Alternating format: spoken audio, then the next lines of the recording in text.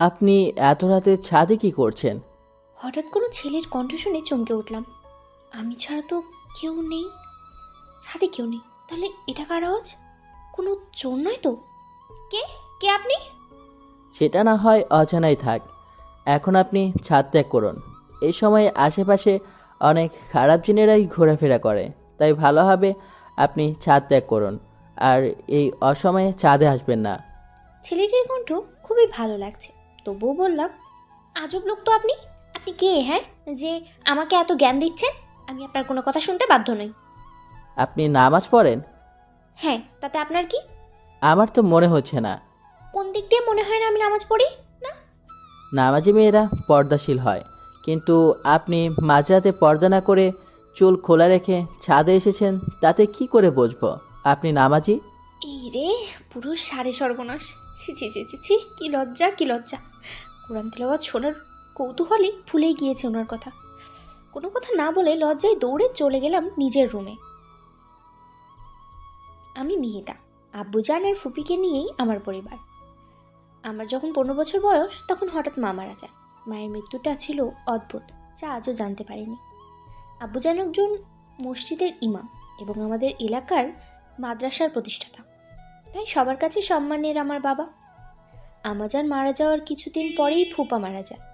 ওনার মৃত্যুর কারণ এটাও আমি আজও জানতে পারিনি। ফুপা মারা যাওয়ার পরে আব্বুজান ফুপিকে আমাদের বাসায় নিয়ে আসে। ফুপিকে পেয়ে মনে হতো নিজের মাকে পেয়েছি।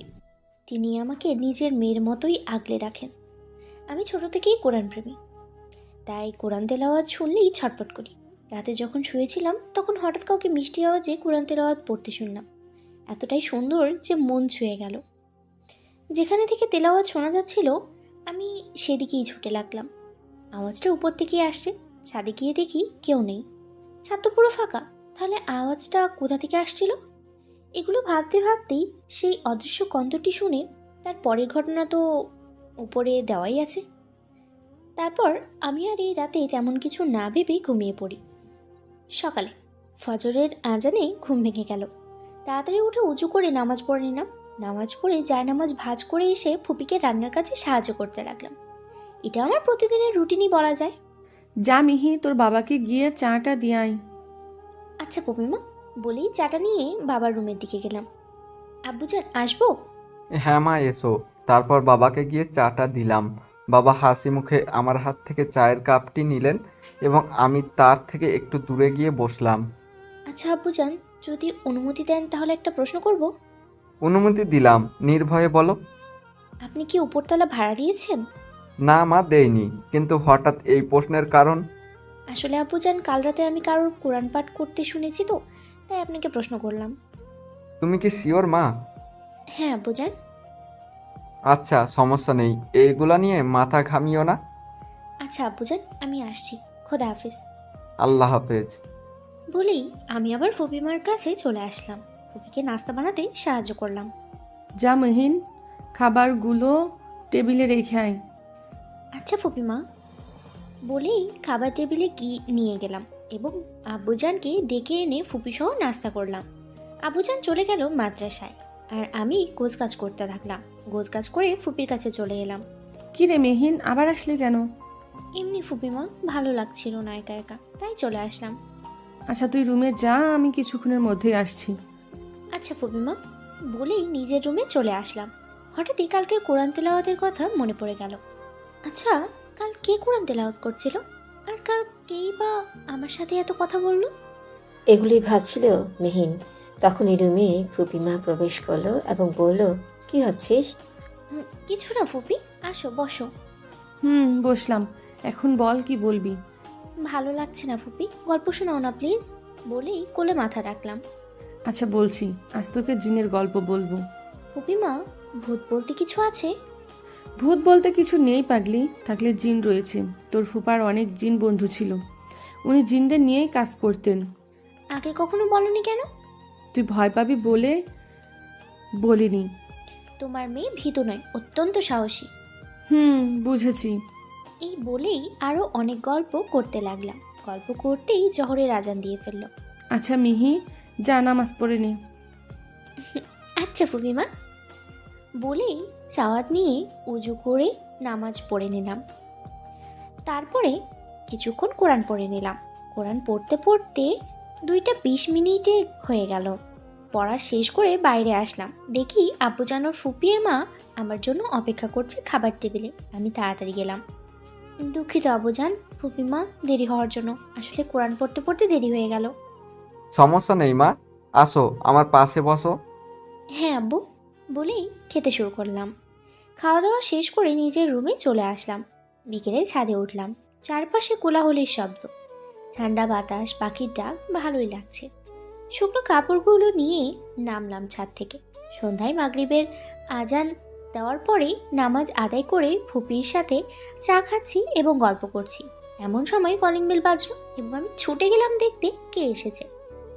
দরজা খুলে আমি তো অবাক আর খুশিও। দরজায় দাঁড়িয়েছিল আমার ছোট্টবেলার এবং আমার সব সময়ের সঙ্গী তিথি। ওকে দেখে আমি জড়িয়ে ধরলাম। আল্লাহ শুকর, তুই এসেছিস। কোথায় ছিলি এতদিন? জানিস তোকে কত মিস করেছি। ওলে ওলে আমার সোনা পাখিটা, এখন তো আমি এসে গেছি তাই না? আরে মিহি, কি করছিস কি? ওকে ভিতরে আসতে দে। এই রে, একদম ভুলে গেছি। আয় আয়, ভিতরে আয় বলেই তিথিকে ভিতরে নিয়ে আসলাম। তা বল, কেমন আছিস? এই তো ভালো, তুই? আলহামদুলিল্লাহ। কই ছিলি এতদিন? চাচ্চুর কাছে গিয়েছিলাম, সরি তোকে বলতে পারিনি। আরে প্রবলেম নেই।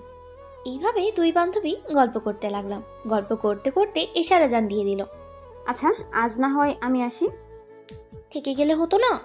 না রে, বাসায় যেতে হবে আর্জেন্ট। আচ্ছা যা, ফি আমানিল্লাহ। আল্লাহ হাফেজ। বলেই তিথি নিজের বাসায় চলে গেল। তিথি যাওয়ার পরপরই আমি ঈশার নামাজ আদায় করে নিলাম। রাতে ঘুমানোর আগেই সেই ছেলেটার তেলাওয়াত শোনার জন্য মনটা ছটপট করছে। যদি আরেকবার শুনতে পেতাম।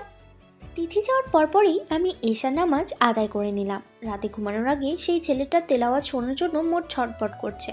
যদি আরেকবার শুনতে পেতাম। কিন্তু এই তেলাওয়াত কেই বা করে সেটা আগে জানতে হবে। আজ ওনা নিয়েই শুয়েছি। কিছুক্ষণ পর আবার সেই কোরআন তেলাওয়াত শুনলাম। সত্যি কি অপরূপ তার কণ্ঠ। আমি আবার ছাদের দিকে ছুটলাম। ছাদে গিয়ে আবারও ফলাফল শূন্য পেলাম। মনটা খারাপ হয়ে গেল। ভালোভাবে চারপাশে তাকিয়ে দেখি চাঁদের আলোয় ছাদটা আলোকিত হয়ে আছে। ভালোই লাগছে, তাই ছাদে দাঁড়িয়ে পরিবেশটা উপভোগ করতে লাগলাম। আপনি আবার এখানে? এবার সত্যি সত্যিই ভয় পেয়ে গেলাম। কে আপনি? কোথা থেকে কথা বলছেন? আর আমাদের ছাদেই বা কি করেন? বলেই চারপাশে খুঁজতে লাগলাম। কোথা থেকে ছেলেটি কথা বলছে? খুঁজে লাভ নেই। আমি না চাইলে আপনি কখনই আমাকে দেখতে পারবেন না, তাই আপনি এখন আসতে পারেন। আপনার কথাই বা আমি কোন আক্কেলে শুনতে যাব? আমার কথা শুনলেই আপনার মঙ্গল, তাই যা বলছি শুনুন। আমি আপনার কথা শুনতে বা মানতে বাধ্য নই। আমার ছাদ, আমি যখন ইচ্ছে আসবো তখন ইচ্ছে যাব। অপরিচিত কারোর কথা শুনবো না। দেখুন, আপনার ভালোর জন্যই বলছি। আশেপাশে অনেক বদজিনরা ঘোরাফেরা করছে। তারা একদমই ভালো নয়, এদের মতলব খারাপ। তাই আল্লাহর দোহাই, আপনি ছাদ ত্যাগ করুন। ওরা আমার কিছুই করতে পারবে না। আপনি আগে আপনার পরিচয় দিন। আমার পরিচয় জেনে আপনি কি করবেন? কিছুই না। তাহলে জানা দরকার নেই। ছাদ থেকে যান, অজু করে শুয়ে পড়বেন। আল্লাহ হাফেজ। আরে শুনুন। হ্যালো, কই আপনি? কোনো সারা শব্দ পেলাম না। এত তাড়াতাড়ি কই চলে গেল আশ্চর্য তো। আমি আর তেমন কিছু না ভেবে ছাদ থেকে রুমে চলে আসলাম। হঠাৎ ওয়াশরুমের দিকে নজর গেল। উনি বলেছিলেন উজু করে নিতে। আমিও উজু করে শুয়ে পড়লাম। এখন শুধু ওনার কথাই ভাবছি। কেন ওনার কথা আমি ফেলতে পারলাম না? কে উনি? এরকম অনেক প্রশ্নই মাথায় ঘুরপাক খাচ্ছে। ভাবতে ভাবতেই যে কখন ঘুমিয়ে পড়লাম আমি নিজেও জানি না। ফজরের আজানে ঘুম ভাঙল। উঠে উজু করে এসে নামাজ পড়ে নিলাম। প্রতিদিনের মতো আজও ফুবিমাকে হেল্প করতে লাগলাম। বাবাকে চা দিয়ে রুমে চলে আসলাম। কেন যেন মনটা খুব অশান্ত লাগছে। মিহি, নাস্তা করতে আয়। আসছি ফুবিমা বলেই নাস্তার জন্য গেলাম। নাস্তা শেষ করে বাবা নিজের মাদ্রাসায় চলে গেল। আমিও রুমে চলে আসলাম। একটু পরেই ফুবিমা আসলো আমার কাছে। কি রে, মন খারাপ নাকি তোর? না ফুবিমা, এমনি। তাহলে কি শরীর খারাপ? আরে সত্যি আমার কিছু হয় নাই। আচ্ছা, তোকে কিছু বানিয়ে দেই। বিকেলে দিও ফুপি। আচ্ছা, আমি যাই, রান্না ফেলে এসেছি। আচ্ছা যাও। ফুপিমা চলে গেল। আমি কি করব ভাবছি। সেই কোরআন তেলাওয়াতের কথা বারবার মনে পড়ছে। বুঝতে পারছি না কে এসে, কোথা থেকেই বা আওয়াজটা আসে, আবার ছাদের সেই ছেলেটাই বা কে। হঠাৎ কলিং বেল বাজলো, উঠে দরজা খুলতে গেলাম। আমার আগেই ফুপি দরজা খুলে দিয়েছে। তিথি এসেছে। তিথিকে পেয়েই আমার আর কিচ্ছু লাগে না, দুইজনে বসে গল্প করতে লাগলাম। ছাদের ব্যাপারটা এবং কোরআন তেলাওয়াতের ব্যাপারটা ভুলেই গেলাম। সন্ধ্যার দিকে আবারও মন খারাপ হয়ে গেল। তিথি বুঝতে পেরেই বলল, কিরে, মন খারাপ? কই না তো। তাহলে এমন মুখ ভার করে বসে আছিস কেন? আজ কেমন যেন বোরিং লাগছে, সময় কাটানোর জন্য তেমন কিছু নেই, তাই আর কি। ও, এই ব্যাপার। তো চল বাইরে থেকে কোথাও ঘুরে আসি। না, বাইরে যেতে ইচ্ছে করছে না।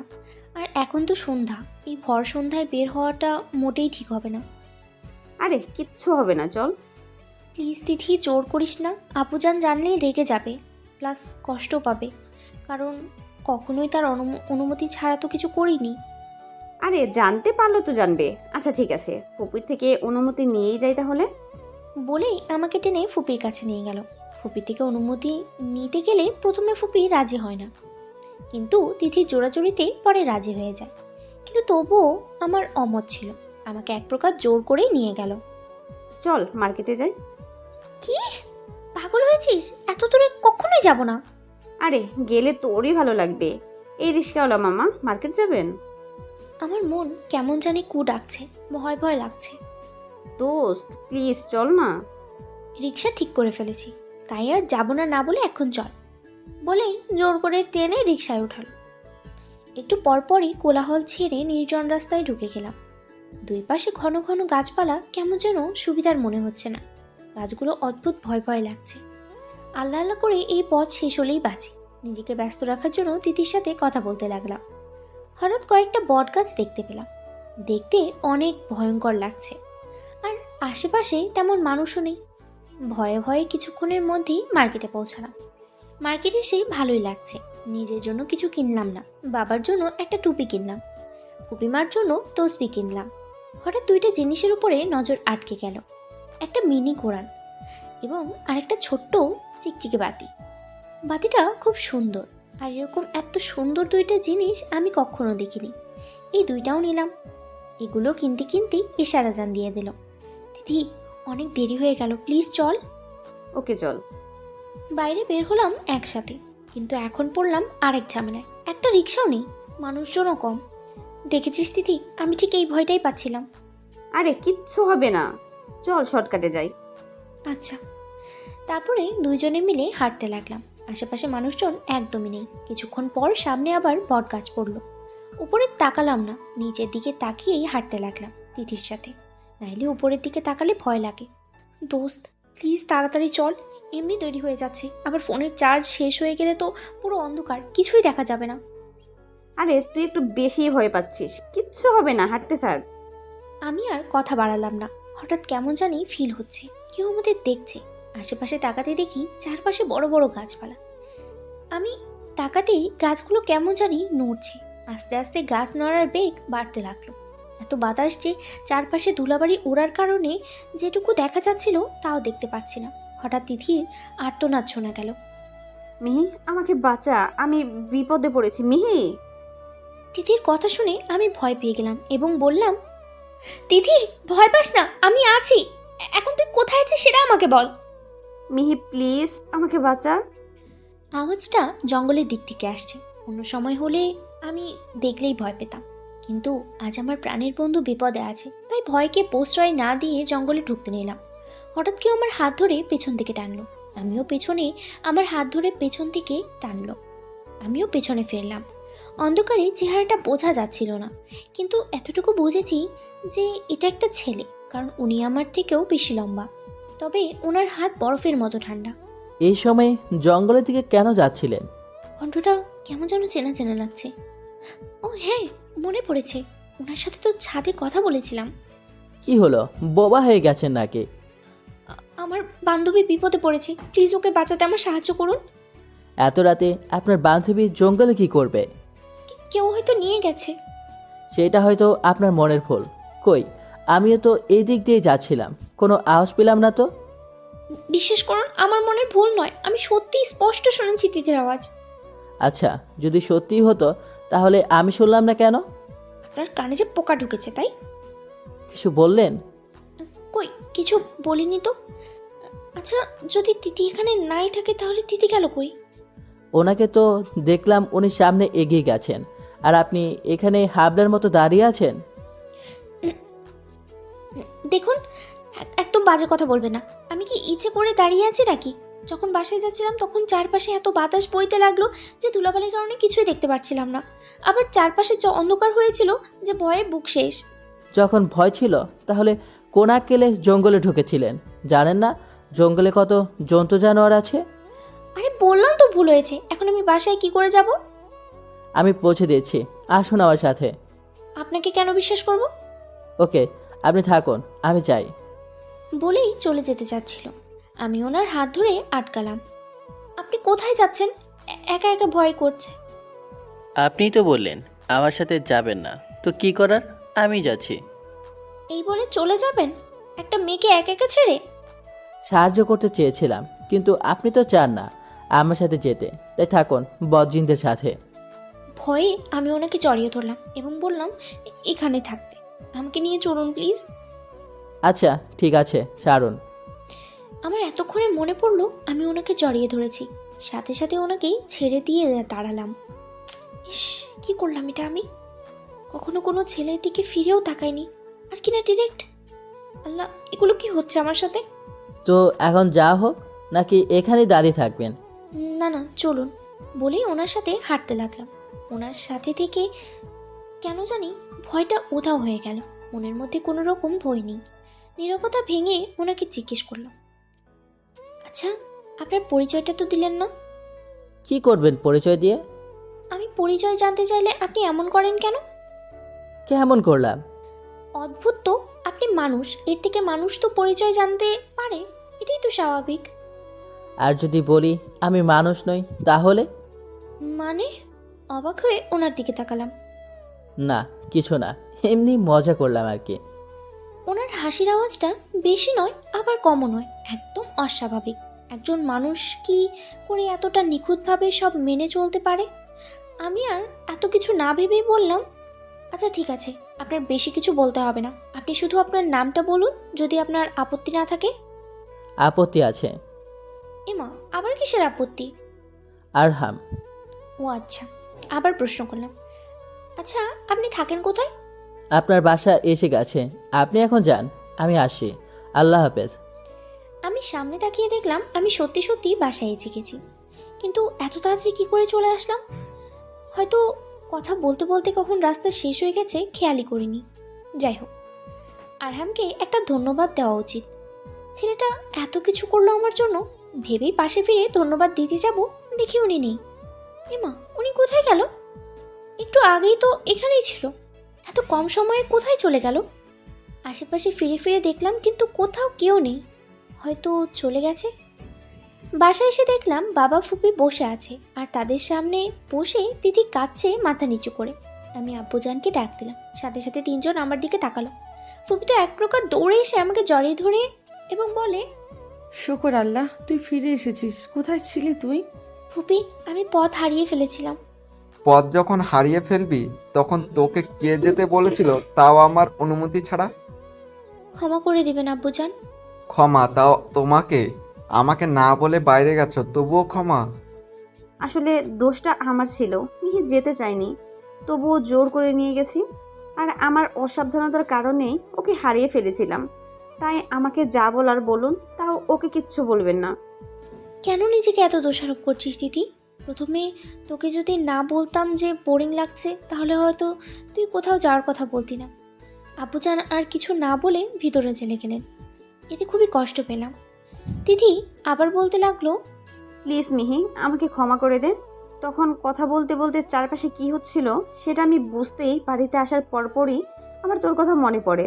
ছুটে বাইরে এসে তোকে অনেক খুঁজতে লাগি, কিন্তু কোথাও পাইনি। শেষমেশ তোকে পাবো বলে তোদের বাসায় চলে আসি, কিন্তু এখানে এসে তোকে পাইনি। ক্ষমা করে দিস বোন আমায়। ধর পাগলি, ক্ষমা চাইছিস কেন? আমি তো জানি তুই না বুঝে ভুল করে ফেলেছিস, কিন্তু এখন দেখ সব ঠিক হয়ে আছে, আমি চলে এসেছি, তাই নো কান্না। আমি আবার বলি, যা, এখন বাসায় যা। কেঁদে কেঁদে মুখটা গোলালু করে ফেলেছিস। এখন গিয়ে খেয়ে ঘুমিয়ে পড়, কেমন? আল্লাহ হাফিজ। আচ্ছা। বলেই তিথি চলে গেল। আমি ফুপুর সাথে কিছুক্ষণ কথা বলে রুমে এসে ফ্রেশ হয়ে এবং উজু করে এশার কাজা নামাজটা আদায় করে নিলাম। আরহামের কথা এখনো কাউকে বলিনি। নামাজ পড়ে গিয়ে ডিনার করতে গেলাম। আব্বুজান খেতে আসেননি, হয়তো এখনো আমার উপরে রেগে আছে। আমি আর কি করার, খেলাম না। হুমিমাও খেলেন না। কারোরই গলা দিয়ে খাবার নামবে না। আমি রুমে এসে মন খারাপ করে শুয়ে পড়লাম। খুব একা একা লাগছে আজ নিজেকে। কেউ পাশে নেই আজ। আব্বুজান আজ পর্যন্ত কখনোই আমার সাথে এমন ব্যবহার করেননি। সবসময়ই আমায় আগলে রাখতেন। এগুলো ভাবতে ভাবতেই যে কখন চোখের কোণ বেয়ে দুফোঁটা জল গড়িয়ে পড়ল বুঝতেই পারিনি। এভাবেই রাত পার হয়ে গেল। সেদিন কোরআন তেলাওয়াত শুনতে হয়তো মনটা হালকা হতো, কিন্তু ভাগ্য আজ আমার সহায় নয়। হঠাৎ ফজরের আজান শুনতে পেলাম। ওয়াশরুমে গিয়ে উজু করে নামাজ পড়ে নিলাম। নামাজ পড়ে সোজা ছাদে চলে এলাম। এখনও চারপাশে আলো তেমন ফোটেনি। ছাদে দাঁড়িয়ে আকাশ দেখতে লাগলাম। শুনেছি আমাদের প্রিয় নবী হযরত মুহাম্মদ সাল্লাল্লাহু আলাইহি সাল্লাম যখন মন খারাপ হতো তখন তিনি আকাশের দিকে তাকিয়ে থাকতেন। আমারও মন খারাপ লাগছে, তাই আপাতত সঙ্গী হিসেবে এই আকাশটাকেই করি। এক মনে আকাশের দিকেই তাকিয়ে আছি আর ভাবছি আরহামের কথা। ওর আচরণ, কণ্ঠ, হাসি সবগুলোই অপরূপ লাগে আমার কাছে। এগুলোই ভাবছিলাম, হঠাৎ আমার কাঁধে কেউ হাত রাখলো। এতে আমি বেশ চমকে গেলাম, সাথে ভয়ও পেলাম। পিছনে ফিরে তাকানোর সাহস হচ্ছিল না। তার বলা কথাতেই স্বস্তির নিঃশ্বাস ফেললাম এবং পিছনে তাকালাম। কিরে মা, মন খারাপ? না আব্বুজান। তাহলে ছাদে এসেছিস কেন? এমনি আব্বুজান, ইচ্ছে হচ্ছিল ছাদে আসার, তাই চলে আসলাম। আমার উপর রেগে আছিস তাই না মা? আরে না আব্বুজান, কেন রাগ করবো তুমি বলো তো? তোকে যে বকেছি তাই। আমি আর কিছু বললাম না, চুপ করেই মাথা নিচু করে রাখলাম। জানিস মা, তোর মায়ের মৃত্যুর পর আমি অনেকটা ভেঙে পড়েছিলাম। আমি কিছু নিয়ে বাঁচার অবস্থাতেই ছিলাম না, কারণ তোর মাকে অনেক ভালোবেসে আগলে রেখেছিলাম। তোর মায়ের শেষ অস্তিত্ব হলি তুই, তাই তোকেই আঁকড়ে ধরে বেঁচে আছি আমি। এখন যদি তোকেও হারিয়ে ফেলি তাহলে আমি কি নিয়ে বাঁচবো বল? বলেই বাবা কাঁদতে লাগলো। বাবার কথাগুলো শুনে আমিও কেঁদে দিলাম।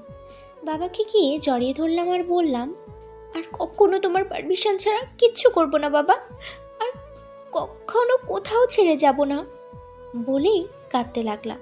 তারপরে বাবার চোখের পানি মুছে দিয়ে বলতে লাগলাম, পাগলি মেয়ে, আর কাঁদতে হবে না, এখন চল নাস্তা করবি। হ্যাঁ আব্বুজান চলো।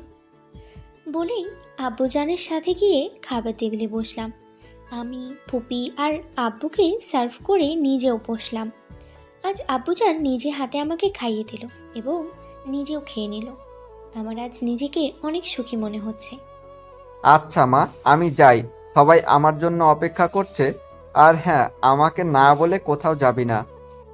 আচ্ছা আব্বুজান, তুমি একদম চিন্তা করিও না, আর সাবধানে থেকো। ফি আমানিল্লাহ। খুদা হাফেজ। আমার মাথায় হাত বুলিয়ে দিয়ে আব্বুজান মাদ্রাসায় চলে গেল। আমি রান্নাঘরে চলে গেলাম। দেখি ফুপি রান্না করছে। ও ফুপি মা, তুমি একা হাতে আর কত করবে? আমাকেও দাও। না থাক, তুই গিয়ে বিশ্রাম নে। বিশ্রাম নেব তো ঠিকই, কিন্তু সেটা আমি না তুমি। মানে? মানে হলো এই যে আজ আমি রান্না করব, তুমি যাও নিজের রুমে। আরে আমার কথাটা তো শোন। কোনো কথা নয়, আজ আমিই রাঁধবো বলেই ফুপিকে ধাক্কাতে ধাক্কাতে বের করে দিলাম রান্নাঘর থেকে।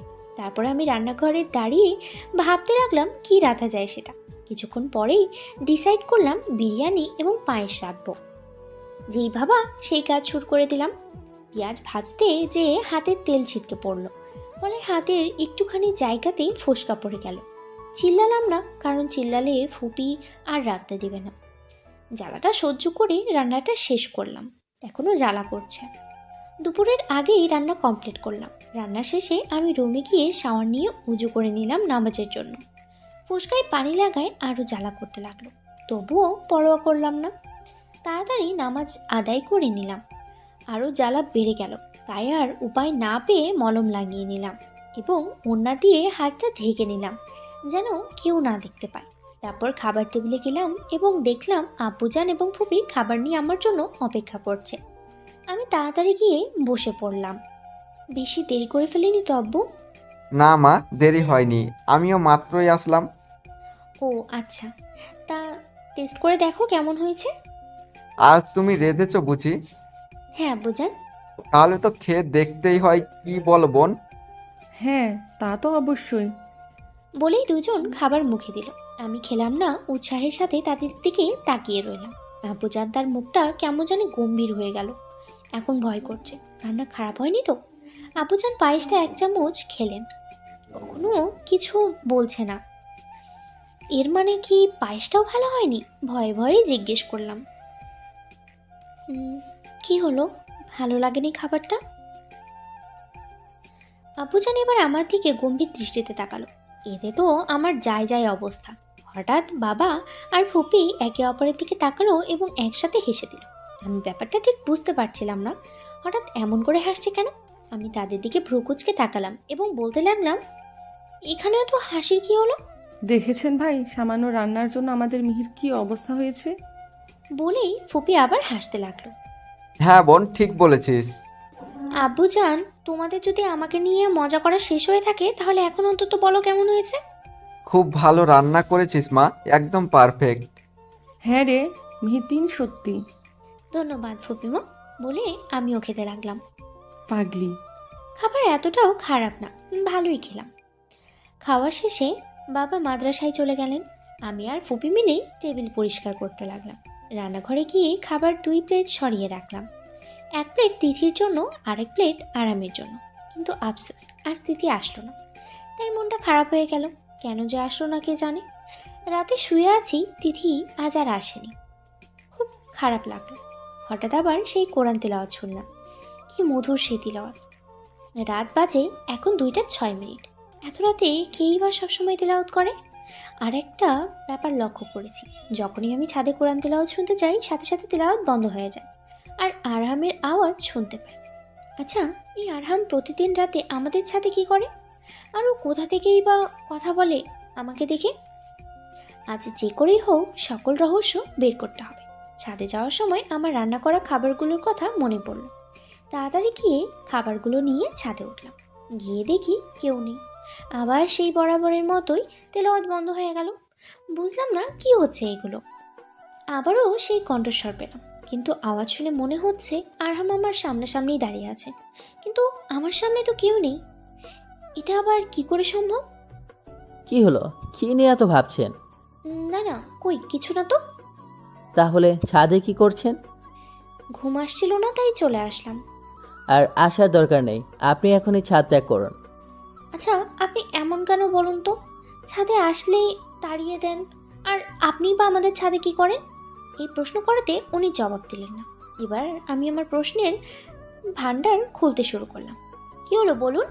আপনাকে কেন আমি দেখতে পারি না, আর আমাদের ছাদেই বা কি করেন? সত্যিটা বললে আপনি ভয় পাবেন, তাই বলবো না। আমি ভয় পাবো না, আপনি বলুন। আসছে আমাকে ভয় দেখাতে, আমি ভয় পাই না। হঠাৎ চারপাশটা কেমন ঠান্ডা হয়ে গেল, আর কি সুন্দর সুগন্ধ মন ছুঁয়ে যাচ্ছে। কিন্তু হঠাৎ এরকম পরিবেশ সৃষ্টি হলো কেন? আমি আপনাদের মতো সাধারণ মানুষ নই, আমি একজন জিন। জিন? সেটা শুনে আমি অবাক হয়ে যাই। ভাবতেই পারছি না আমার সামনে একজন জিন দাঁড়িয়ে আছে, আর আমি তার সাথে প্রতিদিন কথা বলছি। কিন্তু আমার একদমই ভয় লাগছে না। কিন্তু কেন? আমি তো এগুলোতে প্রচুর ভয় পাই, তাহলে আজ এখন কেন ভয় লাগছে না? কি হলো, এভাবে হা করে তাকিয়ে আছেন কেন? আপনি তো অদৃশ্য, তাহলে আমি বা কার দিকে তাকাবো? ও আচ্ছা, তা ভয় করছে না? একটুও না। কেন? জানি না। আচ্ছা, এখন বলুন কেন এসেছেন? আসলে, বলেই খাবারের প্লেট সামনে এগিয়ে দিলাম। খাবার ঢাকা থাকায় উনি বুঝতে পারলেন না ভিতরে কি আছে। কি এগুলো? আপনার জন্য। কি আছে এতে? আপনি নিজে দেখে নিন। ওকে বলে উনি আমার হাত থেকে খাবারের প্লেটটা নিলেন। নেওয়ার সময় আমার হাতে ওনার অল্প ছোঁয়া লাগে। আমি শিউরে উঠি। বরফের মতো ঠান্ডা হাত। ওনাকে এখন অল্প অল্প দেখা যাচ্ছে, ছায়ার মতো। উনি প্লেট উল্টিয়ে দেখলেন বিরিয়ানি এবং পায়েস। ওয়াও, পায়েস! পায়েস। বিরিয়ানি পছন্দ হয়নি? আসলে আমাদের মিষ্টি খাবারই বেশি প্রিয়। ও, বুঝলাম। কি বুঝলেন? এই যে আপনাদের মিষ্টি খাবার পছন্দের। হ্যাঁ। বলে উনি খেতে লাগলেন। আমার ভালোই লাগছে মোমেন্টটা, কিন্তু ওনাকে দেখতে পাচ্ছি না, এটাই সমস্যা। আচ্ছা, আপনাকে দেখতে পাচ্ছি না কেন? আমি অদৃশ্য হয়ে আছি তাই। ও আচ্ছা, সামনে আসেন না কেন? সমস্যা আছে তাই আসি না। কিসের সমস্যা? আমার খাওয়া শেষ, এই নিন বাটি, আর পায়েসের জন্য শুক্রিয়া। উনি আমার সামনে আছেন এটা অনুভব করতে পারছি। কেমন লাগলো খেতে? খুব ভালো হয়েছে। আপনি রেঁধেছেন তাই না? হুম। আচ্ছা ঠিক আছে, এখন আপনি ছাদ ত্যাগ করুন। আল্লাহ হাফেজ। আর হ্যাঁ, অজু করে ঘুমাবেন। আর একটু থাকি না? অনেক থেকেছেন, এখন যান, গিয়ে ঘুমান। আচ্ছা, আল্লাহ হাফেজ। বলেই ওনাকে কিছু বলার সুযোগ না দিয়ে বাটি নিয়ে চলে আসলাম ছাদ থেকে। কিচেনে গিয়ে বাটিগুলো ধুয়ে লাইট অফ করে রুমে চলে আসলাম। আজ ওনার উপরে অনেক রাগ করেছে। উনি আমাকে একটুও বোঝে না, বারবার ধমক দিয়ে বাসায় পাঠিয়ে দেয়। আমিও আর যাবো না, দেখি কি করে। এগুলো ভাবতে ভাবতেই শুয়ে পড়লাম। অজু করার কথা ভুলেই গেছি। মাঝরাতে হঠাৎ কিসের আওয়াজ পেলাম। আওয়াজটা বাইরে থেকে আসে, কিন্তু কিসের শব্দ বুঝতে পারছি না। আমি বললাম, কে কে ওখানে? কোনো শব্দ নেই। হঠাৎ আব্বুজানের গলা শুনতে পেলাম। মা, আমি দেখে যাও এখানে কত সুন্দর ফুল। কোথায় ফুল আব্বুজান? বাগানে এসে দেখে যাও। আচ্ছা আব্বুজান, আসছি। বলে আমি দরজা খুলে বাগানে গেলাম, কিন্তু আব্বু নেই। কোথায় গেল? এখানেই তো ছিল, আর আমাকে ডাকছিল। হঠাৎ কারোর হাসির শব্দ পেলাম। এতে আমি বেশ ভয় পেয়ে যাই। কি হচ্ছে আমার সাথে এসব? হঠাৎ আমার থেকে দূরে একটা অবয়ব দেখতে পেলাম। চেহারাও অনেক বিচ্ছিরি, চোখ নেই, অথচ সেখান থেকে ঘন ঘন রক্ত ঝরছে। এই মুখের এক সাইড কঙ্কালো, আরেক সাইড কালো কালো ফোসকা দিয়ে ভরা। কি অবস্থা চেহারার! আর পুরো শরীরের অবস্থার কথা কি আর বলবো। পারলে আমি এক্ষুনি বমি করে দিই, এমন একটা অবস্থা। চাঁদের আলো থাকায় এক অবয়বের চেহারা বোঝা যাচ্ছিল। আমার দিকে তাকিয়ে হাসতে লাগলো বিচ্ছিরিভাবে। আমি ভয়ে আর ঘেন্নায় শেষ। দৌড়ে পালাবো তাও পারছি না। মনে হচ্ছে পায়ে কেউ শক্তভাবে বেঁধে রেখেছে। কি করব কিছুই বুঝতে পারছি না। যেই আমাকে ধরতে যাবে তখনই অবয়ব জোরে দূরে গিয়ে পড়ে। বুঝলাম না ব্যাপারটা। হঠাৎ আমার সামনেই কেউ এসে দাঁড়ালো, সাদা জোব্বা পরা, এবং তার শরীর থেকে এক অদ্ভুত আলো বের হচ্ছে। তার সুগন্ধিতে বুঝতে বাকি রইল না এটা কি। এটা আরহাম। সেই আমার সামনে। অবয়বটি উঠে আবার তেড়ে আসলো আমাদের দিকে। আরহাম হাত মুঠো করে কিছু একটা গুনগুন করে পড়ে হাতে আগুনের গোলা সৃষ্টি করল। আমি বেশ অবাক হয়ে যাই। আগুনের গোলাটি অবয়বটির দিকে ছুটতে লাগলো, আর সে চিল্লাতে লাগলো। শেষে একটা কথাই বলল, আমি ফিরে আসবো। বলেই সে উধাও হয়ে গেল। আমি এখনো ভয়ের দৃষ্টিতে সেদিকেই তাকিয়ে আছি। এমন দৃশ্য কখনোই দেখিনি। আর ভাবা তো দূরে থাক। আরহাম আমার দিকে ফিরল এবং আমার গালে তার এক হাত রেখে বলল, আপনি ঠিক আছেন তো? আমি কিছুক্ষণ তার দিকে তাকিয়ে কোনো উত্তর না দিয়ে তাকে জড়িয়ে ধরলাম আর কাঁদতে লাগলাম। আমার খুব ভয় লাগছে আরহাম, খুব ভয় লাগছে। আমি এসে গেছি না, এখন কোনো ভয় নেই। আমি থাকতে আপনার দিকে কেউ চোখ তুলে তাকাতেও পারবে না। উনি পরম যত্নে আমার মাথায় হাত বুলিয়ে দিতে দিতে সান্ত্বনা দিতে লাগলো। আমিও আস্তে আস্তে স্বস্তি ফিল করলাম। ওনার বুকে এক অন্যরকম শান্তি। একটু পর ওনার বুক থেকে মাথা উঠিয়ে ওনার দিকে তাকালাম। ওনাকে আমি এখনও দেখতে পারলাম না। এতে মন খারাপ হয়ে গেল এবং ওনাকে ছেড়ে একটু দূরে গিয়ে মাথা নিচু করে দাঁড়ালাম। কি হলো, হঠাৎ এমন ব্যবহার করলেন কেন? তো কি করব, আপনাকে তো একবারও দেখতেই পেলাম না। আরে, দেখার জন্য এত ব্যস্ত হচ্ছেন কেন? আমার হুকুম নেই, তাই আপনাকে আমার মুখ দেখাতে পারবো না। কিসের হুকুম আবার?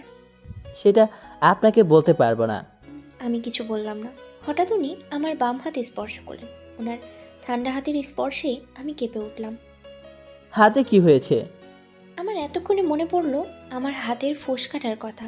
ওনার থেকে নিজের হাত ছাড়াতে চাইলাম, কিন্তু উনি আরও শক্ত করে ধরল এবং বলল, কি হলো, উত্তর দিচ্ছেন না কেন? ইয়ে মানে কি মানে করছেন? আসলে আবার? আসলে আজ রান্না করার সময় অসাবধানতার ফলে এমন হয়েছে। এত কেয়ারলেস কেন আপনি? কোনো কাজে কি ঠিক মতো করতে পারেন না? তার মানে আপনি কি বলতে চাইছেন? আমি অকর্মা ঠিকই? তা নয় তো কি, আজ আমি ঠিক সময়ে না পৌঁছালে আপনার কি হতো ভাবতে পারছেন আপনি? সত্যি তো। ধুর, কেন যে এত রাতে কারোর কারোর শুনতে গেলাম। ধুর, আমি আসলে একটা অকর্মা ঠিকই। আবার কি ভাবছেন? কিছু না, হাত ছাড়ুন আমার। আমার ওপর অভিমান হয়েছে বুঝি? আপনি কে যে আপনার উপরে অভিমান করব? আর কেনই বা করতে যাব? তখন ওইভাবে বলেছি তাই। বুঝতেই যখন পারেন তাহলে জিজ্ঞেস করেন কেন? আমি তো আপনার ভালোর জন্যই বলি। এত রাতে একটা মেয়ে ছাদে গেলে বজ্জিনের তো নজর লাগবেই। আর অবশ্য লেগে গেছে, সে একটু আগে আপনাকে আক্রমণ করলো, তার নজর তো লেগে গেল। আমি ভয়াত্মক দৃষ্টিতে তার দিকে তাকালাম। এত ভয় পাবার কারণ নেই, আমি আপনার পাশে আছি। আমি থাকতে কখনো কোনো বিপদ আপনাকে স্পর্শ করতে পারবে না। আমার কেন জানো আরামের প্রতি বিশ্বাসটা অনেক বেশি। উনি আবার বললেন, এখন বাসায় যান, আর একটু পরেই ফজরের আজান দেবে। আর হ্যাঁ, গিয়ে অজু করে নেবেন। আচ্ছা। তাহলে আমি আসি, আল্লাহ হাফেজ। ফি আমানিল্লাহ। উনি আমার গালে আলতো করে স্পর্শ করেই হাওয়ায় মিলিয়ে গেলেন। আমিও আর 1 সেকেন্ড না দাঁড়িয়ে বাসায় চলে আসলাম। যদি আবার কিছু ঘটে যায় সেই ভয়ে আস্তে করে মেইন দরজাটা বন্ধ করে নিজের রুমে চলে আসলাম। অজুর কথা মনে পড়তেই ওয়াশরুমে দৌড়ে গিয়ে অজু করতে চলে গেলাম। অজু করতে গিয়ে খেয়াল করলাম হাতের ফোসকাটা নেই। ওমা, ফোসকাটা কোথায় গেল? এতক্ষণ তো ছিল, তাহলে হঠাৎ উধাও হয়ে গেল কি করে? এগুলো ভাবতে ভাবতেই ফোসকা যেদিকে ছিল সেখানে হাত বোলাতে লাগলাম। ভালো করে হাতটা দেখার জন্য চোখের সামনে নিলাম। তখনই হাত থেকে সেই মিষ্টি সুগন্ধিটা পেলাম। আর তখনই মনে পড়লো এখানে আরহাম হাত বুলিয়েছিল। আরহাম এখানে স্পর্শ করার আগ পর্যন্ত ফোসকাটা ছিল, কিন্তু আরহাম স্পর্শ করার পর এখন আর নেই। তার মানে কি আরহামই ঠিক করে দিয়েছেন? এগুলোই ভাবছিলাম।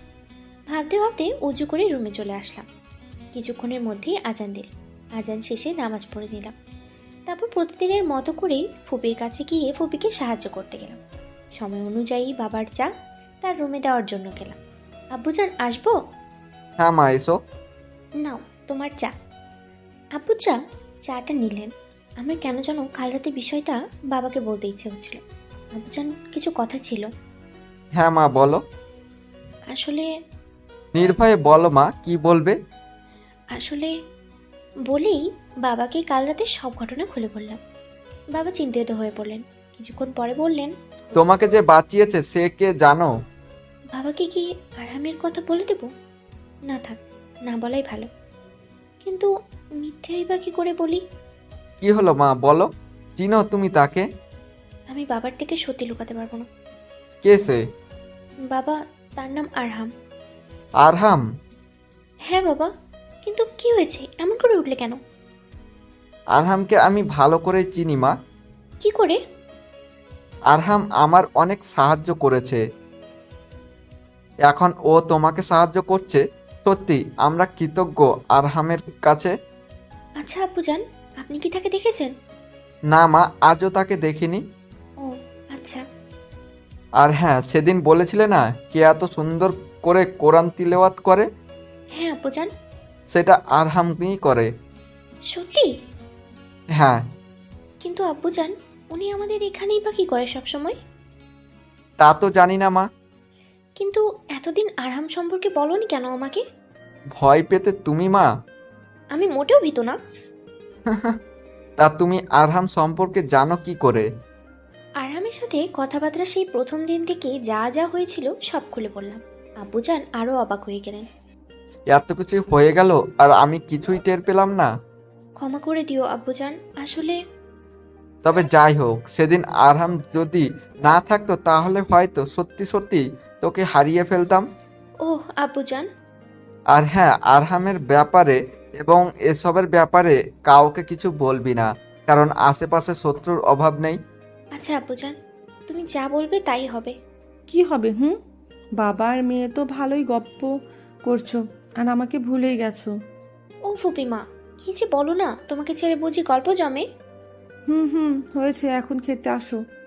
বলেই একসাথে গিয়ে সকালের নাস্তাটা সেরে নিলাম। নাস্তা করেই বাবা চলে গেলেন মাদ্রাসায়। আমি রুমে চলে আসলাম এবং ভাবতে লাগলাম কাল রাতের ঘটনা এবং আজ বাবার বলা কথাগুলো। আরাম কেন সামনে আসে না? রাতে ঘুম না হয় ভাবতে ভাবতে কখন যে ঘুমিয়ে যায় মনেই নেই। এদিকে কি কাল সব ঠিক মতো করছে তো? না, হয়নি। কি কালো হলো না সিট? আমি আবারও যাব। তুই একটা মূর্খ, তোকে দিয়ে কিছুই হবে না। দয়া করে আর একটা সুযোগ দেন, দেখবেন সব ঠিক মতো করবো। ওকে দিলাম সুযোগ, এবারও যদি না পারো তাহলে। বলেই গলায় হাত দিয়ে ইশারা দিল কেটে দিবে। অবয়বটি ভয় পেয়ে যায় এবং বলতে লাগে, না না, আমি পারবো। তো এখান থেকে যাও। আদেশ পাওয়ার সাথে সাথে অবয়বটি চলে গেল এবং সে আদেশকারী ভিলিনি হাসি দিয়ে বলতে লাগে, তোকে আমার হাত থেকে কেউ বাঁচাতে পারবে না মিহিতা। তোকে সহ তোর পুরো পরিবারকে আমি ধ্বংস করে দিব। ধ্বংস হবি তুই আর তোর পুরো পরিবার। বলে জোরে জোরে হাসতে লাগলো। আরজু লুকিয়ে সব শুনে এবং বলে, আমি থাকতে কখনো মিহি আর তার পরিবারের কোনো ক্ষতি হতে দেব না। ওদের রক্ষার জন্যই আল্লাহ আমাকে তাদের রহমত হিসেবে পাঠিয়েছে। আর তোর বিনাশ মিহির হাতেই লেখা। আল্লাহ তোদের বোঝার তৌফিক দান করুক, আমিন। ঘুম থেকে উঠে দেখি তিথি আমার পাশে বসে আছে। ঘড়ির দিকে তাকিয়ে দেখি 12:40 বাজে। হায় আল্লাহ, এতক্ষণ ঘুমালাম ভেবেই লাফ দিয়ে উঠলাম।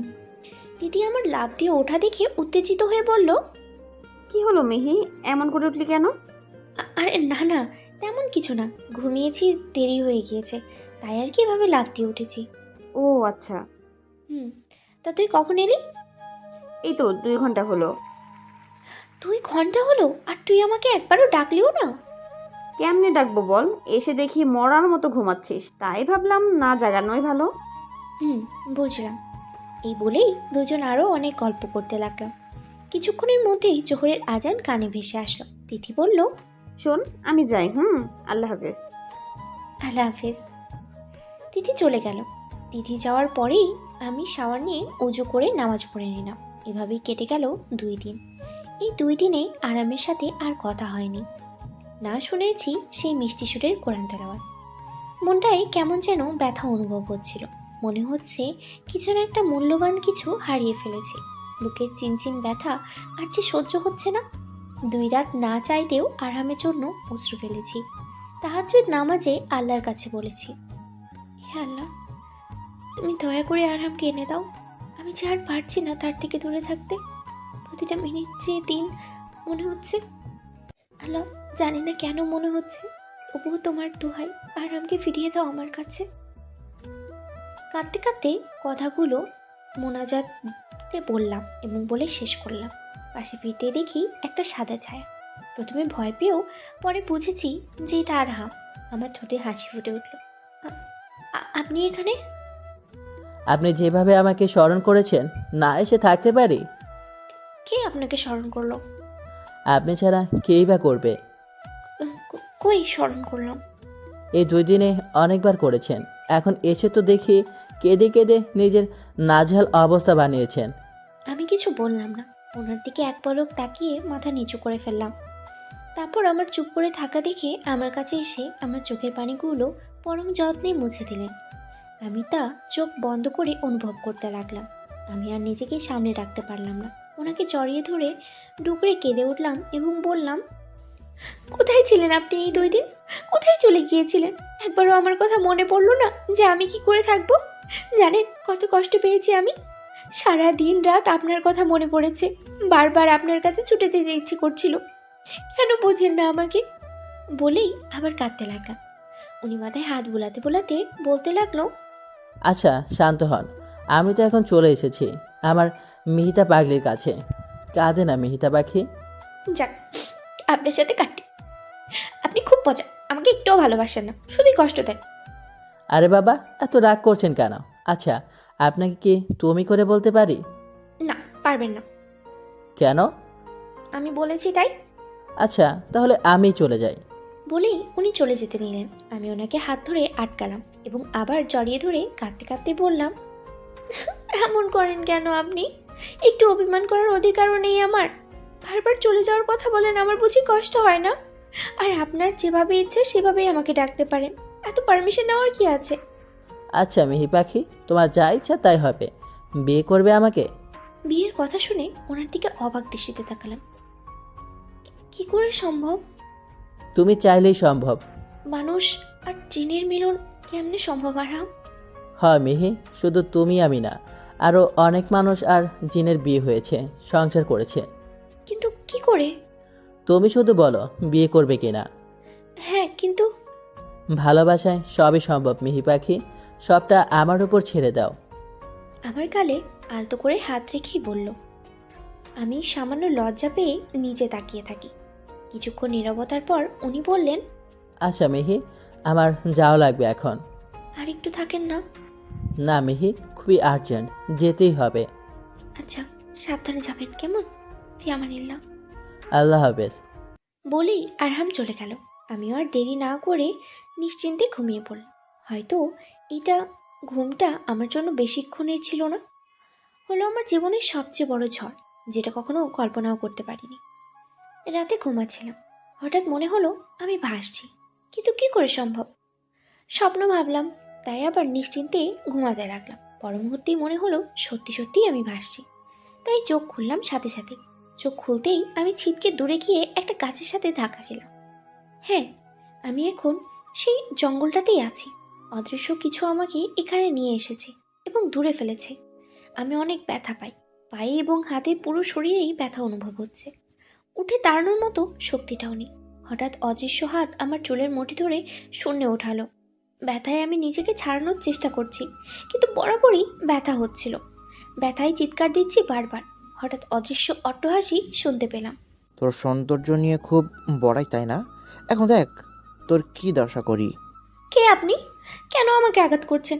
আমি কি ক্ষতি করেছি আপনার? কেন আমাকে এখানে নিয়ে এসেছেন? ছাড়ুন আমায়।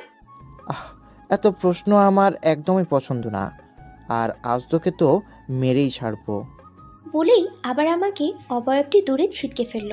এবার আরও বেশি ব্যথা পেলাম। ঠোঁট ফেটে রক্ত বের হয়ে গেল। কপালে হাত দিয়ে দেখি সেখানটাতেও কেটে গেছে। কি করব কিছুই বুঝে উঠতে পারছি না। এবার বহু কষ্টে উঠে দাঁড়ালাম এবং ভাবতে লাগলাম কি করব। আর বেশি কিছু না ভেবে দোয়া দরুদ পড়তে লাগলাম, কারণ এখন আমার একমাত্র এইগুলোই বাঁচাতে পারে। দোয়া দরুদ পড়লে সামনাসামনি আক্রমণ না করলেও কিছুক্ষণ পরপরই সাইড দিয়ে এসে আমাকে আঁচড় কাটছে। এতে আমার পরনের জামা প্রায় অনেকাংশেই ছিঁড়ে গেছে। ভয় আর ব্যথায় কি করব কিছুই বুঝতে পারছি না।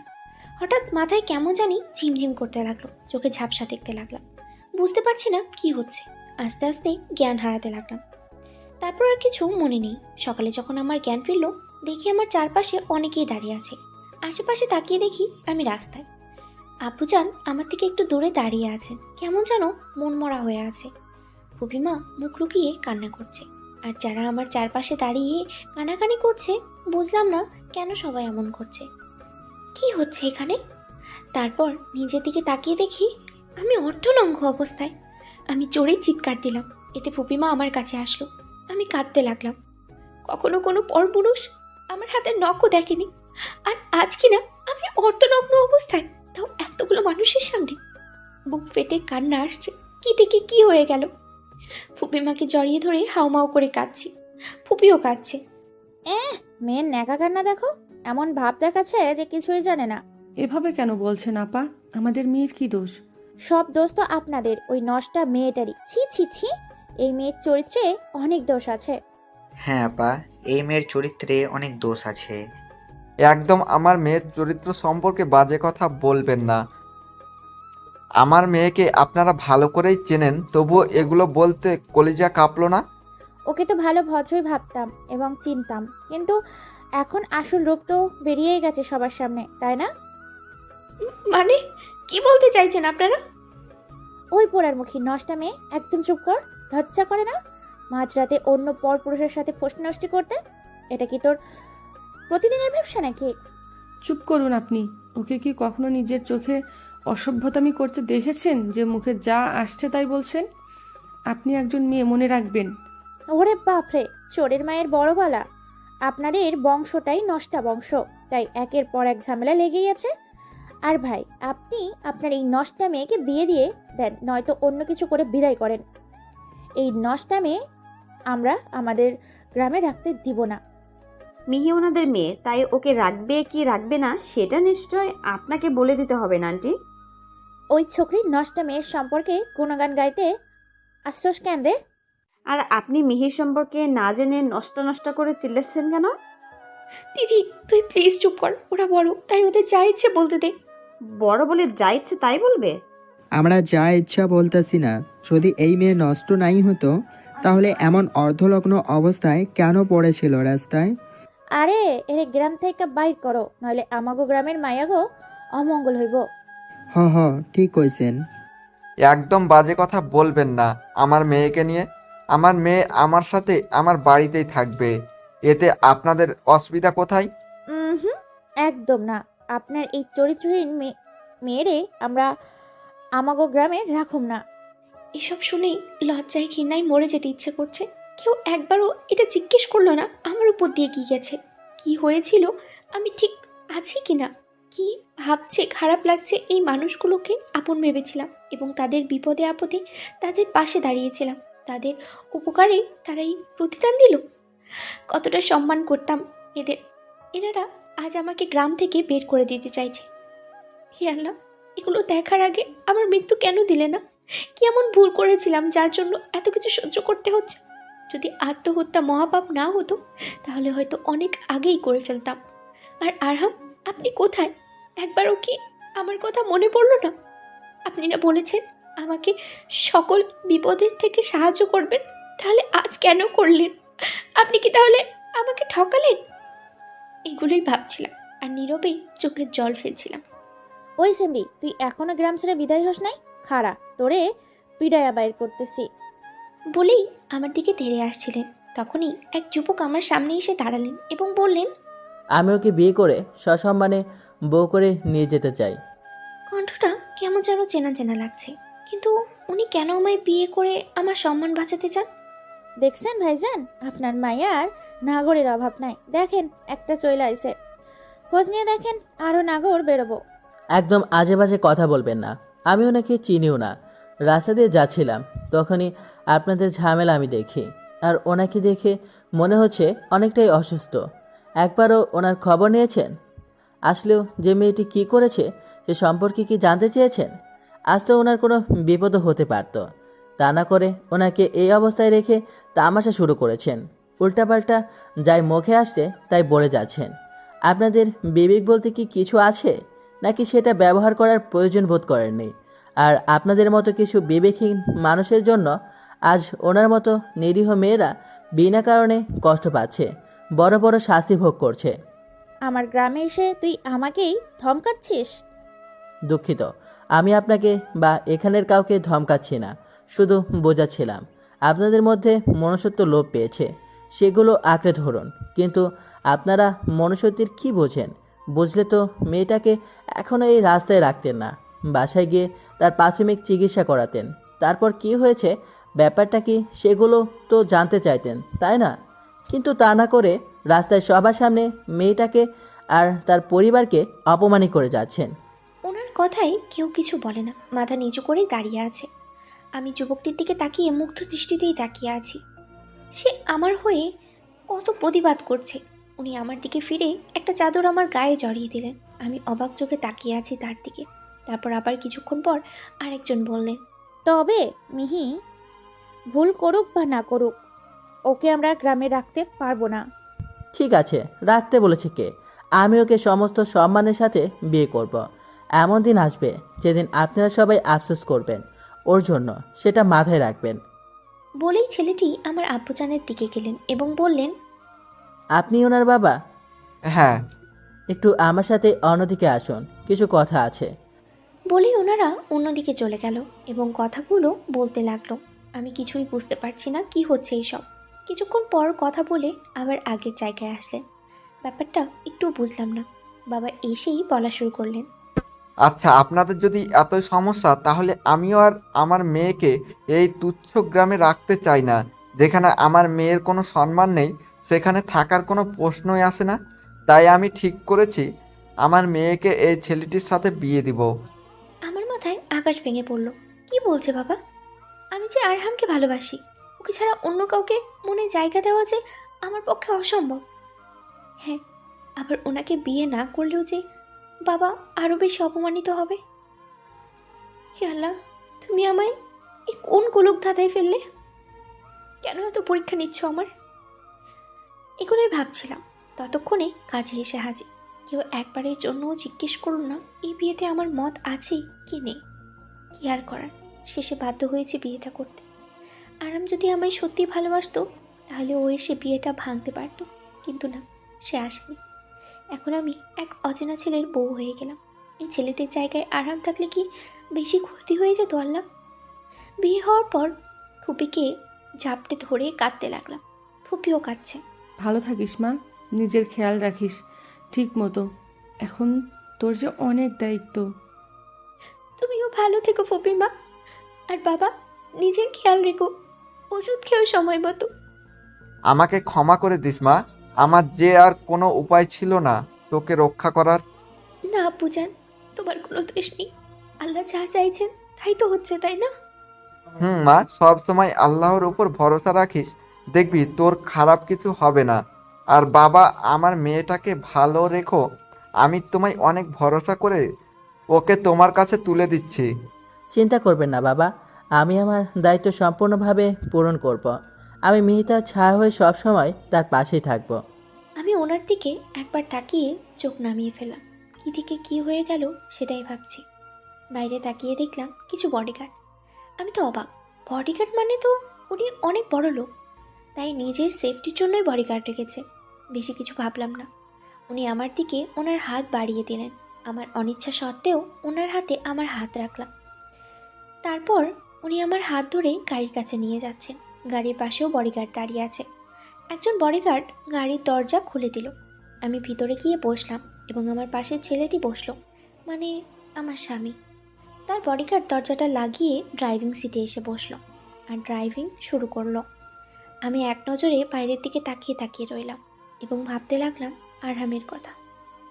চুপচাপ জানালা দিয়ে বাইরে তাকিয়ে আছি। উনি কিছুক্ষণ পরপরই জিজ্ঞেস করছেন খারাপ লাগছে কিনা, ক্ষুধা লাগছে কিনা, এটসেট্রা। আমার প্রতি একটু বেশি কেয়ারে। আমি এমনই একজন হাজবেন্ড চাইছিলাম, কিন্তু আজ চাইছি না। ওনার বদলে যদি আরাম থাকতো তাহলে কতই না ভালো হতো। প্রায় 2 ঘন্টা পর একটি বাড়ির গেট দিয়ে গাড়িটি ঢুকলো। আমি তো অবাক, কারণ অদ্ভুত সুন্দর বাড়ি কখনোই দেখিনি, কল্পনাও করিনি। বাড়িটা সাদা পাথরের তৈরি, অনেক অংশেই কাচের দেয়াল। বাড়িটির দুপাশে খুব সুন্দর ঝর্ণা, ঝর্ণার মাঝে পদ্ম ফুল। বাড়িটা লোকালয় থেকে অনেকটাই ভিতরে, চারপাশে গাছগাছালির বাহার, অসম্ভব সুন্দর। মন কাড়ার মতো একটা জায়গা।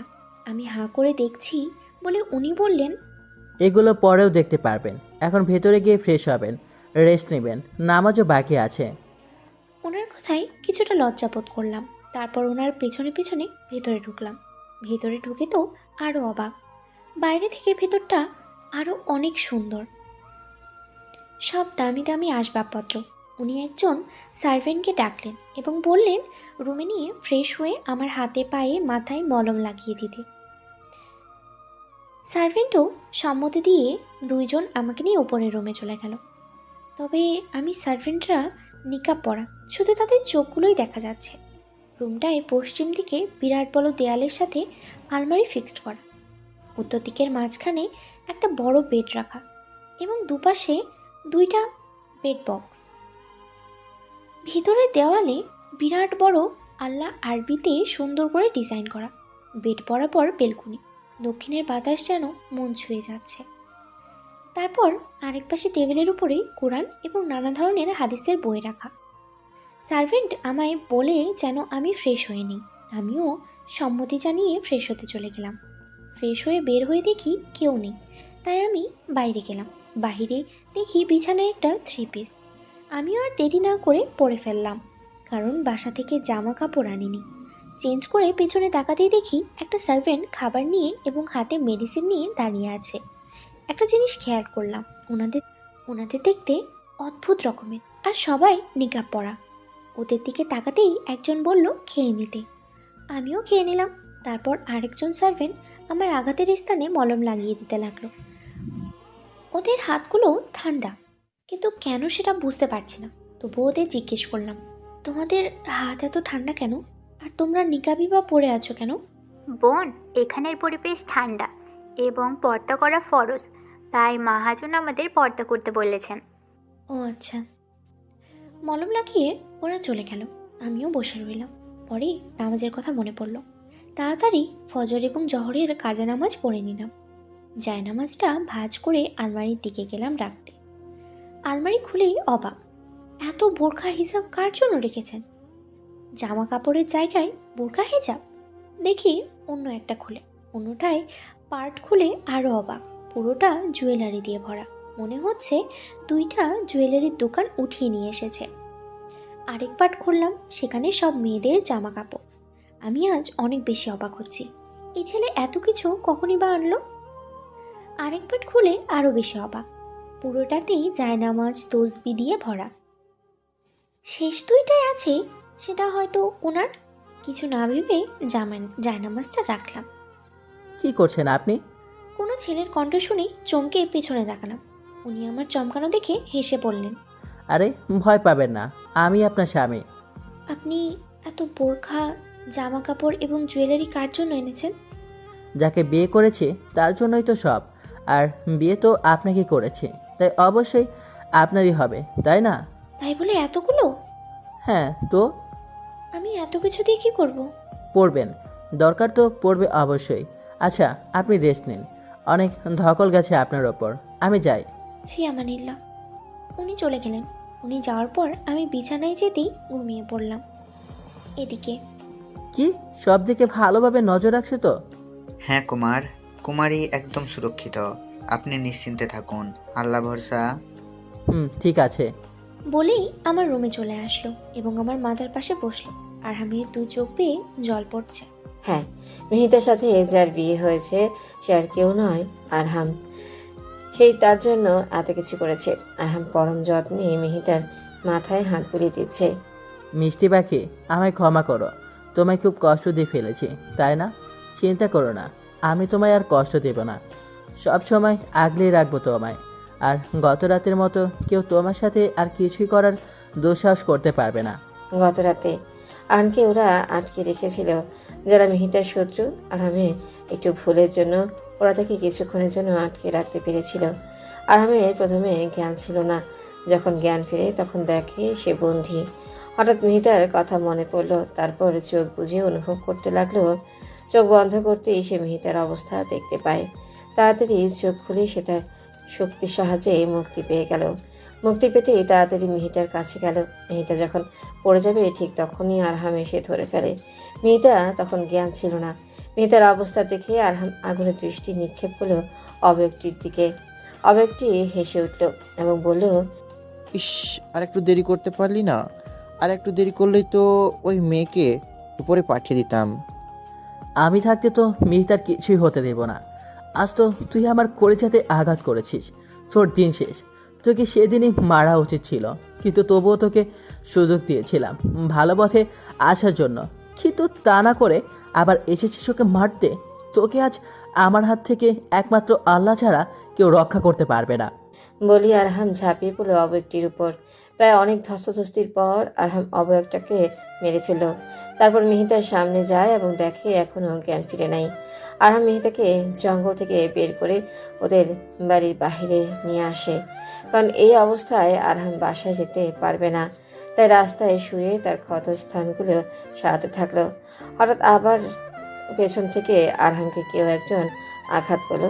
আরহাম এতে খানিকটা রেগে যায় এবং পিছনে ফিরে তাকায়। পিছিয়ে তাকিয়ে দেখে আরেকটি অবয়বটি আরহামের দিকে তেড়ে আসছিল, তাই তাকে মারতে আরহামও যায়। অনেকক্ষণ ধস্তাধস্তির পর একেও আরহাম মেরে ফেলে, কিন্তু আরহাম অনেকটা দেরি করে ফেলে, যার কারণে ফজরের আজান দিয়ে দেয় এবং লোকজনের চলাচল শুরু হয়ে যায় এবং 2-3 জন মেহিতাকে ওই অবস্থায় দেখে ফেলে। তাই আরহাম আর কিছু করতেই পারে না। এগুলোই আরহাম ভাবছিল এবং চোখে জল ফেলছিল। আরহাম মেহিতার কপালে গভীর চুমু দিল এবং রুম থেকে বেরিয়ে গেল, কারণ কিছুক্ষণ পর আসরের আজান দেবে। তার আবার নামাজের আগে জিনরাজে থাকতে হবে। আস্তে আস্তে চোখ খুলছি। উফ, মাথাটা ভীষণ ব্যথা করছে। ঘড়িতে তাকিয়ে দেখি 7টা বাজে। আল্লাহ, এতক্ষণ ঘুমালাম অথচ কেউ ডাকলো না। হায় আল্লাহ, আমার নামাজ! দৌড়িয়ে ওয়াশরুমে গেলাম উজু করতে। উজু করে এসে আলমারি থেকে জায়নামাজ নিয়ে আসরের কাজা সহ মাগরিবের নামাজও আদায় করে নিলাম। 2 ওয়াক্তের নামাজ পড়তে পড়তে এশার আজানও দিয়ে দিল, তাই সেটাও আদায় করে নিলাম। রুমের মধ্যেই বসে আছি, হঠাৎ কিছু সার্ভেন্ট এসে আমায় খাইয়ে অন্য রুমে নিয়ে গেল এবং সাজাতে শুরু করলো। আমি কিছুই বুঝতে পারলাম না হচ্ছেটা কি। আরে আরে, তোমরা আমায় সাজাচ্ছ কেন? নিয়ম অনুযায়ী আজ আপনার বাসর রাত বোন, তাই। আমি আর কিছু বললাম না। কী বা বলবো আমি? বলার মতো যে কিছুই নেই। তবে উনি যদি আজ অধিকার খাটাতে আসে তাহলে আঘাত করব। বেশ কিছুক্ষণ সাজিয়ে আমায় আবার রুমটাতে দিয়ে গেল। আমি তো অবাক, পুরো রুমে ফুল দিয়ে সাজানো, সত্যি অসম্ভব সুন্দর লাগছে। তারপর ওরা আমায় বিছানায় বসিয়ে দিয়ে চলে গেল। কি করব কিছুই বুঝতে পারছি না। কিছুক্ষণের মধ্যেই উনি রুমে ঢুকলো। আমি মনে মনে ঠিক করে রাখলাম কি করব। উনি আমার পাশে এসে বসলেন এবং বললেন, মিষ্টি পাখি, এখনো আমার উপর রেগে আছো? আমি অবাক হয়ে তার দিকে তাকালাম, কারণ এই মিষ্টি পাখি তো একমাত্র আরহামই আমায় বলে। তাহলে কি আরহাম? উনি মাথা নাড়িয়ে হ্যাঁ বললেন। হ্যাঁ, আমি তোমার আরহাম। আমি ওনাকে জড়িয়ে ধরলাম এবং ডুকরে কেঁদে উঠলাম। আগে বললে কি হতো? হ্যাঁ, এভাবে কেন কষ্ট দিলেন আমায়? জানেন আমি কি অবস্থা নিয়ে গেছি আপনাকে ছাড়া? মনে হচ্ছিল আপনাকে সারা জীবনের জন্য হারিয়ে ফেলে অন্য কারোর স্ত্রী হয়ে গেছি। পাগলি একটা, আমি ছাড়া আর কারই বা সাহস আছে তোমাকে বিয়ে করার? বাবাকে কি বলে সামলিয়েছেন? ছোট থেকেই তোমার আর আমার বিয়ে ঠিক হয়েছিল। কি কি করে? আর আপনি বা আগে বললেন না কেন আমায়? সেটা তোমার বাবা ভালো করে জানে। আরহাম আমার ভেঙচিতে হেসে দিল। হঠাৎ ওনার হাসি বন্ধ হয়ে গেল এবং সাথে সাথেই চোখ অফ করে ফেলল। এতে আমি অনেকটাই ভয় পেয়ে যাই। কি হলো? এমন ব্যবহার করছেন কেন? তোমার বাবা খুবই বিপদে আছে। মানে কি? এত কিছু বলার সময় নেই, এখনই যেতে হবে। তাহলে চলুন। তারপর আরহাম আমার হাত ধরল, সাথে সাথেই আমরা আমার বাসার সামনে এসে দাঁড়ালাম। অবাক হলেও ওনার সাথে তাড়াতাড়ি ভেতরে গেলাম। ভেতরে গিয়ে আরও অবাক, ফুপি আর বাবা অজ্ঞান হয়ে পড়ে আছে এবং তাদের আশেপাশে অনেকগুলো অবয়বগুলো আমার এবং আরহামের কাছে আসতেই ওনার বডিগার্ডগুলো ওদের উপরে ঝাঁপিয়ে পড়ে। আমি অবাক হয়ে দেখছি এবং ভাবছি, তাহলে এরাও মানুষ নয়, জিন? বডিগার্ডগুলো ওদের মারতে লাগছিল। তখন আরহাম তাড়াহুড়ো করে বলল, মিহি, এদের আটকাতে হলে একটা জিনিসের প্রয়োজন, আর আমি জানি সেটা তোমার কাছে আছে। আমার কাছে আবার কি করে থাকবে আরহাম? আমি তো... এত কিছু বলার সময় নেই, তুমি শুধু এই ধাঁধাটার সমাধান করো, তাহলেই হবে। রাতের অন্ধকার এবং দিনের আলো দুটোতেই মনকে আলোকিত করে অবশ্যই, রাজার ধনের চেয়েও শ্রেষ্ঠ। ধাঁধাটা পুরো মাথার উপর দিয়ে গেল। রাতের অন্ধকার এবং দিনের আলো মানেটা কি? আবার বলছে রাজার ধনের শ্রেষ্ঠ। কি সেটা কি হতে পারে? হঠাৎই আমার এবং আরহামের উপরে হামলা হয়। আরহাম 2 হাতে সব সামলাচ্ছে এবং বলছে, মিহি, আমি ওদের বেশিক্ষণ সামলাতে পারবো না, তাই বলছি যা করার তাড়াতাড়ি করো, তাড়াতাড়ি সেই জিনিসটা বের করো। আমি আর ভাবতে পারলাম না, তাড়াতাড়ি রুমে গেলাম, হয়তো সেখানেই কিছু পাবো। এদের সবাইকে এড়িয়ে রুমের দিকে গেলাম এবং সারা ঘর তন্ন করে খুঁজতে লাগলাম। হঠাৎ কেউ জোরে আমাকে আঘাত করলো। আমি দূরে ছিটকে পড়লাম, প্রচুর ব্যথা পেলাম, একদমই আসতে পারছি না। হঠাৎ কারোর হাসি শুনতে পেলাম, হাসিটা অনেক চেনা। চোখগুলির সামনের মানুষটাকে দেখে অবাক, অনেকটা কষ্ট পেলাম। অজান্তেই চোখ দিয়ে 2 ফোঁটা জল গড়িয়ে পড়ল। দিদি, তুই? হ্যাঁ আমি। কেন, কাকে আশা করেছিলে? তাহলে এসবের পিছনে তুই? খুব ভালোই তো বুঝিস তাহলে। এত বড় ধোঁকা দিলি? হ্যাঁ দিয়েছি ধোকা, তোদের সকলকে শেষ করতে ধোকা দিয়েছি।